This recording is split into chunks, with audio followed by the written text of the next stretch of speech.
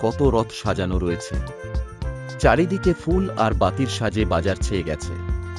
টুবুর চোখে আনন্দের ঝিলিক। সে মুগ্ধ হয়ে তাকিয়ে থাকল।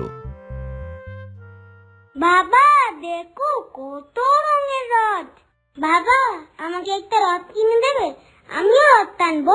আচ্ছা ঠিক আছে, আগে অন্য বাজারগুলো করে নিই, তারপর আমরা রথ কিনে বাড়ি ফিরব। তারপর টুবু আর টুবুর বাবা বাজার সেরে রথ কিনল, সঙ্গে রথের সাজসজ্জা কিনল, ফুল মালাও কিনল। সবকিছু কিনে তারা বাড়ি ফিরল।